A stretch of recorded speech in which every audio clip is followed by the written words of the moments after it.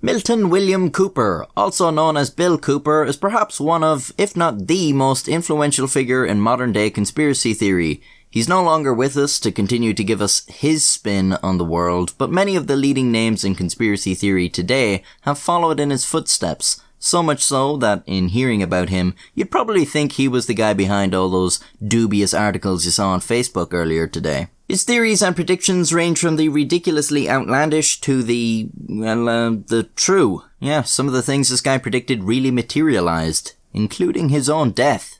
Born in 1943 in California, Cooper joined the military after high school and served in the Navy in Vietnam. It was here he claimed to have seen top-secret documents while working as part of the briefing team under Admiral Bernard A. Clary, who commanded the Navy's Pacific Fleet. According to Cooper, these documents revealed the existence of collusion between the United States government and extraterrestrials to take over the world. Yes, in this video I will be making heavy use of the terms according to, allegedly, and claims, because it is very hard to figure out what is real and what is not in the world of conspiracy. For some people at least. So I will leave what you believe in up to you. Also contained within these documents were a vast array of other alarming government conspiracies. For instance, JFK had not been killed by Lee Harvey Oswald at all, but instead by his driver, using a gas pressure device developed by the aliens. Seems like a lot of work when they could have just, used a gun from a concealed position far away. Regardless, it sure was good of the government to put all these documents together on a boat in Vietnam. When he returned from the war, Cooper knew he had to inform the public about what the government was doing. Well, it's only right. And intended to contact a reporter. Around the same time, he was involved in an accident when his motorcycle allegedly hit a black limousine. This resulted in his right leg being amputated above the knee. In the hospital, Cooper claims he was visited by two men who asked him if he'd learned his lesson. Presumably the occupants of the black limo trying to cow him into silence. Cooper told them that he had indeed learned his lesson, but internally he knew the lesson was in fact not learned, and that the information had to get out. By the 80s, Cooper had begun getting involved in the UFO scene, which would be receptive to his claims. Of course, the UFO theorists were mostly concerned with sightings and abductions and the occasional unconsenting probe, but Cooper's theories focus more around the government and their impending world domination than the saucy green boys, adding a new dimension to ufology. He published a number of essays, wrote into UFO magazines, and started giving lectures. It was here he met the owner of a publishing company, who Cooper convinced to publish a book that he would write, detailing all his theories. And so, 3 years later, in 1991, Behold a Pale Horse was published. Here Cooper expanded upon his theory that the government was in contact with an alien race.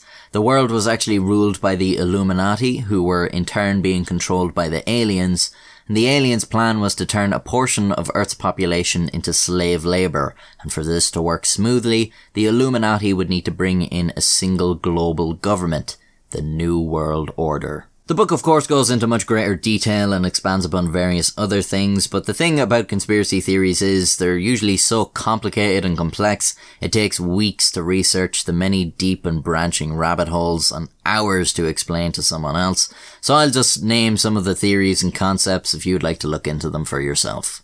One world government, man-made AIDS, protocols of the Elders of Zion, the Bilderberg Group, the Knights Templar, Freemasons, Majestic 12, the Trilateral Commission, etc., etc. Maybe I should do a series where I look into individual conspiracies, but for this video I simply just do not have the time to go into all of this. You might think it all sounds crazy, but Cooper does explicitly state his conclusions may be wrong, and his intent is only to convince you that none of us know the truth about this world, and everyone should do their own research and search for that truth. Behold a Pale Horse slowly became an underground bestseller, and Cooper began hosting a show on shortwave radio called The Hour of the Time. As the UFO scene lost popularity, Cooper began to rethink his theories on aliens, and started to suspect aliens were merely a cover story or a red herring for the Illuminati. As such, his theories became even more focused on totalitarian governments and police states. This began to attract the attention of the militia movement of the 90s. One fan of Cooper's being Timothy McVeigh, the Oklahoma bomber. He's come up in a few videos now. I really should make an episode on him. Anyways, after the Oklahoma bombing, FBI agents came to Cooper's house to ask him some questions, as McVeigh had ordered a videotape about the Waco siege from Cooper. I do have an episode on the Waco siege, by the way. Having the FBI show up to his house did not please Cooper, and he was beginning to suspect he was at the centre of some sort of plan to silence him. This, of course, only bolstered his beliefs and furthered his commitment to spreading his theories. You may never have heard of Bill Cooper, but I'm willing to bet you probably think he sounds a lot like some media figure you know of today, when it seems like conspiracy theories are more prevalent than ever. Bill Cooper was like a forerunner to people like Alex Jones. Ironically, the two had a little feud after Cooper said Alex Jones' theories were bullshit. Now, you may be thinking this all sounds like bullshit, but not all of Cooper's predictions were so outlandish. He noticed the rising trend of prescribing drugs like Prozac and Ritalin to kids and teenagers, and worried it would lead to a rash of school shootings, which in turn would be used as an excuse by the government to take away citizens' arms. That was 8 years before the Columbine school shooting. He also predicted a massive tragedy would occur in the US and the blame would be pinned on Osama bin Laden. This would lead to war in foreign countries, bombing campaigns, and increased surveillance on American citizens. That was 2 months before 9/11. Maybe that means we should all seriously consider his more far-fetched theories, or maybe it means a broken clock is right twice a day. Cooper also managed to predict his own death, although that one is a little less impressive considering you kind of have direct control over the outcome. You know, you wouldn't be too amazed if I predicted I'd die a week from now, and then in 7 days I went off to play in traffic.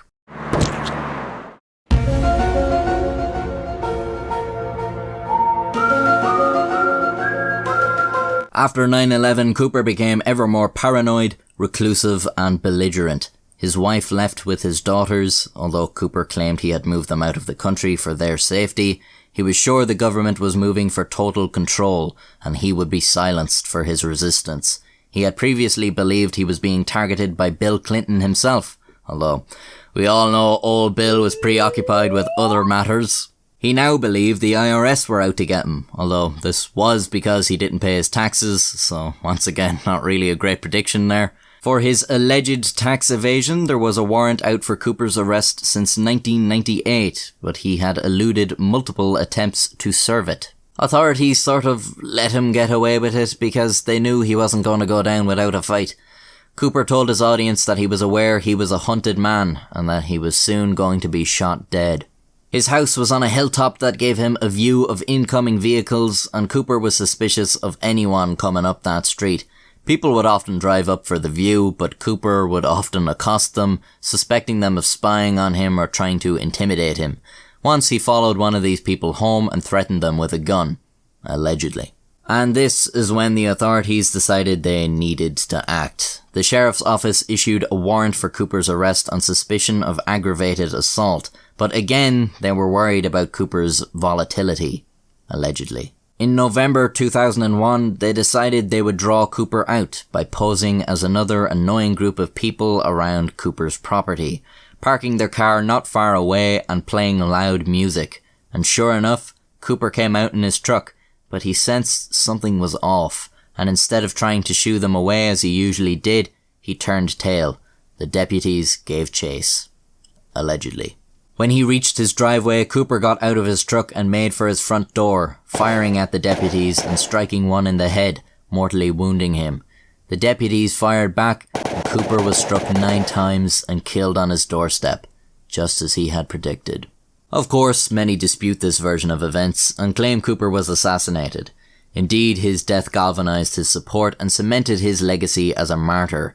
Even his old nemesis Alex Jones would go on to praise him as a genius, saying he looked into his work after his death and found it to be amazing. And then I listened to Bill Cooper, and it was like incredible stuff about 9/11's coming and like all this really smart stuff. And I was like, God, I didn't know this guy was this smart. And that's the tale of Milton William Cooper. Whether you think he was a paranoid crackpot or a revolutionary is up to you. Maybe you'll go off and investigate his conspiracy theories in more depth, or maybe you'll dismiss the whole thing as nonsense. The only thing I can guarantee is both sides will somehow find something to attack me for in the comments. Fucking pissants. All that's left for me to say is, if you'd like to see more absolutely fantastic videos made by a charming, handsome man, subscribe, because I'm putting out that quality content every goddamned week. Allegedly. This plague, the rioting is intensifying to the point where we may not be able to contain it. Why contain it? Let it spill over into the schools and churches. Let the bodies pile up in the streets. In the end, they'll beg us to save them. I've received reports of armed attacks on shipments. There's not enough vaccine to go around, and the underclasses are starting to get desperate.